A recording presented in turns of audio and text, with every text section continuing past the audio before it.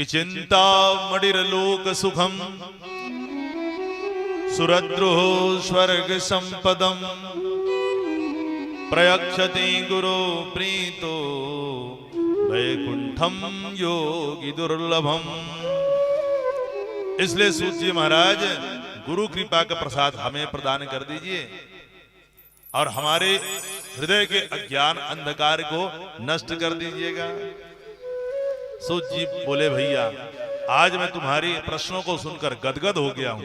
गदगद वाणी से सूत जी बोले कि भैया देखो मैं तुमको सुना रहा हूं लेकिन इन प्रश्नों का उत्तर दे रहा हूं, लेकिन सावधानतया सुनो, सावधान होकर सुनो। जब कोई किसी को कीमती वस्तु प्रदान करता है भैया लेने वाले को सावधान कर देते हैं। भैया आप किसी को सोना चांदी रखाइए, महंगे महंगे आजकल मोबाइल आते हैं, किसी को रखाइए, क्या कहते हैं भैया संभाल के रखना। ऐसे वक्ता भी जब विशिष्ट बातें कहता है तो सावधान कर देता है कि सावधानतया सुनो, सावधान होकर सुनिए, एक भी शब्द भैया वहां से बाहर न निकल जाए, इधर से उधर न जाए, सब हृदय में उतारना है। ये नहीं कि इस कान से सुना और इस कान से निकाला और दो चार ठो सुना भी नहीं, उससे कल्याण होने वाला नहीं है। इसमें क्या हो जाएगा, अर्थ का अनर्थ हो सकता है। इसलिए वक्ता श्रोता को जो है सावधान कर देता है। ऐसे सूत जी महाराज जो है सावधान कर देते हैं कि सावधानतया सुनो, भैया सावधान होकर सुनिए। सूत जी कहते हैं ऋषियों संसार में सबसे बड़ा डर है मृत्यु का। हर प्राणी इसी बात से डरता है कि मैं मर ना जाऊं, इसी बात का डर है मैं मर ना जाऊं। और मृत्यु भी निश्चित है, मृत्यु निश्चित है, मृत्यु होनी ही है। और डर भी इसी बात का है मैं मर ना जाऊं। ये क्या है भैया, संसार। संसार किसे कहते हैं, संसरती थी संसार, जो प्रति क्षण सरकता है उसे संसार कहते हैं। आज देखिए 10 साल बाद देखिए, अरे 10 साल पहले देख लीजिए क्या था, आज क्या परिवर्तन हो गया, और आगे 10 साल 20 साल बाद कितना परिवर्तन हो जाएगा। अरे सालों की क्या बात करें, महीनों में नित्य कुछ ना कुछ परिवर्तन होता है। इसलिए इसका नाम क्या है, संसार। और हम चाहते हैं भैया कि ऐसे बनाए रहें।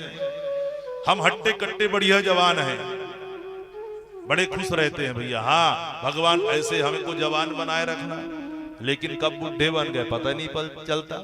किसी बाबा से पूछो कब बुढ़े हुए, कोई बता सकते हैं क्या, कोई नहीं बता सकता। इसलिए भैया ये संसार है, प्रति क्षण सरक रहा है। तो मृत्यु को भैया टाल नहीं सकते हैं, लेकिन मृत्यु को मंगल में बना सकते हैं। कैसे बना सकते हैं, जब मृत्यु के विषय में जानेंगे तब। तो भागवत की कथा जब सुनेंगे आप मृत्यु के विषय में जानेंगे और मृत्यु आपका मंगल महोत्सव जो है बन जाएगा।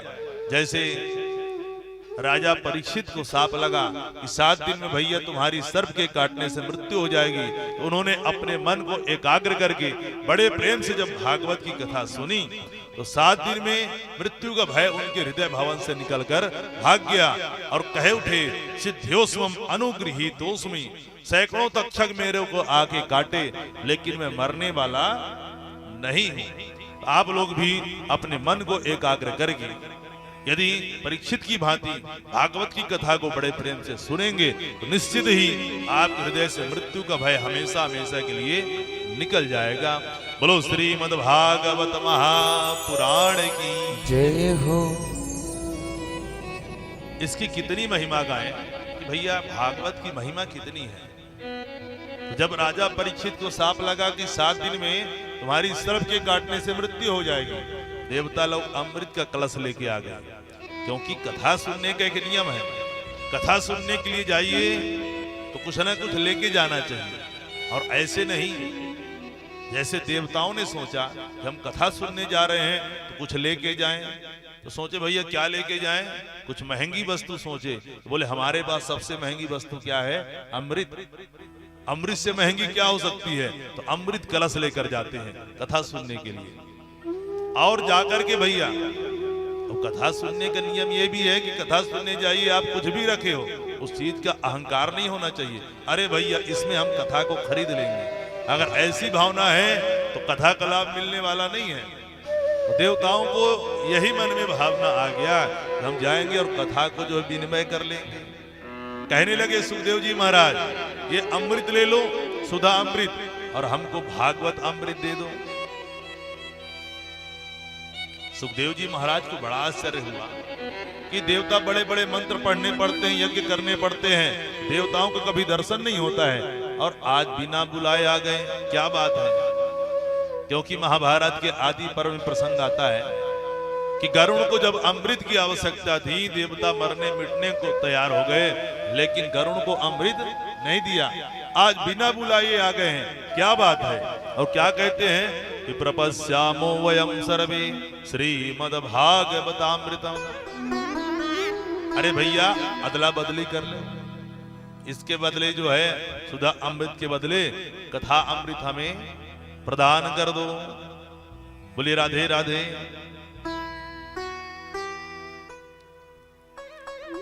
इस प्रकार से देवता अपने कार्य करने में जो है बड़े कुशल हैं।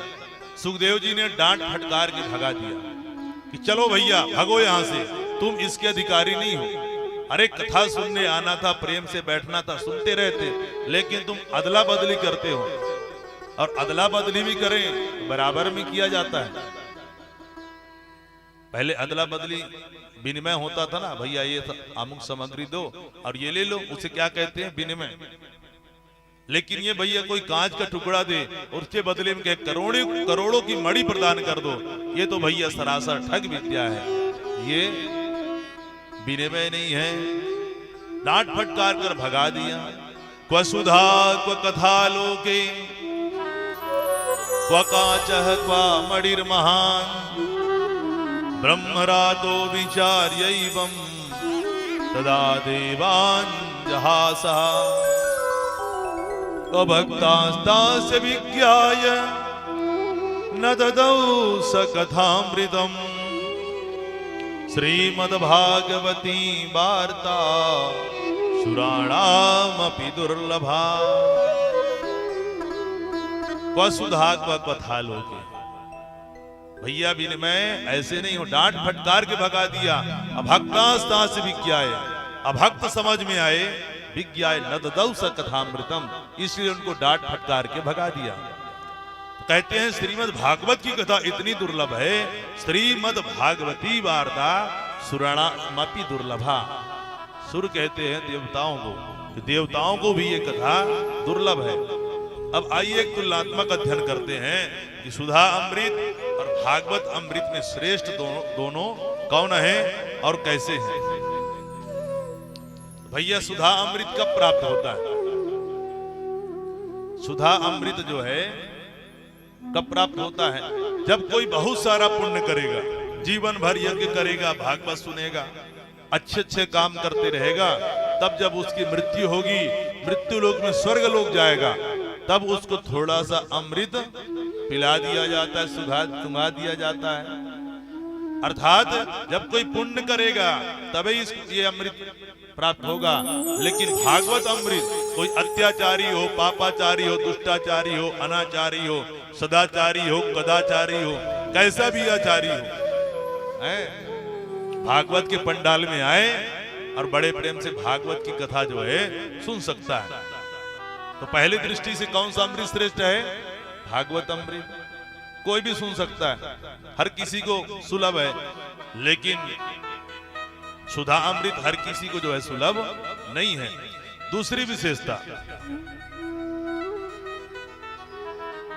जो सुधा अमृत पीते हैं स्वर्ग में, उनके गले में एक माला डाल दी जाती है, और जैसे जैसे उनके पुण्य नष्ट होते जाते हैं तो छीड़े पुण्य मृत्युलोकम विशंति, वो माला भी सूखते जाता है, फिर धरती में गिर पड़ते हैं एक दिन। अर्थात अमृत पीने वाले ऊपर से नीचे आ जाते हैं, लेकिन जो सुधा अमृत पीने वाले, लेकिन जो भागवत अमृत पीता है, बड़े प्रेम से भगवान की कथा को सुनते जाएगा, उसके सभी पाप नष्ट होते जाएंगे और ऊपर की ओर प्रस्थान करता है। भागवत की कथा नीचे से ऊपर ले जाता है, लेकिन जो सुधा अमृत है भैया ऊपर से नीचे गिराता है। दूसरी दृष्टि से कौन सा अमृत श्रेष्ठ है? भागवत अमृत। तीसरा, सुधा अमृत भैया थोड़ा है, एक मटका तो निकला समुद्र मंथन से, इसलिए देवता कंजूसी से काम चलाते हैं। लेकिन भागवत अमृत भैया हरि अनंत, हरि कथा अनंता, इसमें कंजूसी का कोई काम नहीं है भागवत अमृत में। लेकिन सुधा अमृत में कंजूसी का काम है। जैसे एक बार 3 कंजूस एकत्रित होते हैं, एक से बढ़कर एक, कभी कुछ खरीदा नहीं कि चलो भैया भरी डांड के बाजार में चलते हैं। बाजार में आए और घी खरीद लिया तीनों, कितना, 1-1 पाव, 1-1 पाव घी खरीदा और बढ़िया बड़े प्रेम से खाते रहे। और 1-1 पाव को कितने दिन तक खाए? 6 महीना तक खाते रहे। बोले राधे राधे। और 6 महीने बाद तीनों मिले, कहो भैया क्या समाचार है? अरे बोले हमारा तो भैया सब चकाचक है।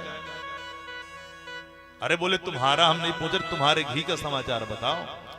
अरे बोले हमारा घी तो अभी चल रहा है। बोले कैसे चलाते हो भैया? जब हमारे घर में बोला रोटी का बंडल बन के तैयार होता है तो एक ऊपर की रोटी में लगा देते हैं और एक नीचे के रोटी में लगा देते हैं। इस प्रकार से हम मान लेते हैं पूरे रोटी में घी लग गया, हमारा अभी तो घी चल रहा है। दूसरा कहा अरे भैया इतना बड़ा खर्चा। बोले तुम क्या करते हो? बोले हम क्या करते हैं, हमने एक सलाई बना रखी है। जैसे रोटी का बंडल तैयार हुआ, हम सलाई को घी में शीशी में डुबोए और रोटी में एक साथ चुभो देते हैं। पूरे रोटी में एक साथ जो है घी लग जाता है। तीसरा बोला अरे बाबा इतना बड़ा खर्चा। बोला तुम क्या करते हो? बोले क्या करते हैं भैया, जैसे हमारा भोजन की थाली हमारे सामने लग कर आता है, भोग लगाते हैं। हम देखो हम कितने बड़े आदमी हैं, साधारण मानव तो जल घुमाता है ना, लेकिन हम घी को ही घुमा देते हैं। और कैसे? घी की शीशी को घुमा देते हैं। घी की शीशी घुमाए और जैसे भोजन करने बैठते हैं ढक्कन खोल देते हैं, इतना बढ़िया खुशबू आता है, खुशबू लेते जाते हैं और भोजन पाते जाते हैं। हमारा घी तो जस का तस रखा हुआ है। बोलिए राधे राधे। तो अमृत भी भैया कितना, एक मटका तो निकला है, क्या पीते पिलाते होंगे, सुंघा देते होंगे। तो हर दृष्टि से देखा जाए तो कौन सा अमृत श्रेष्ठ है? भागवत अमृत श्रेष्ठ है।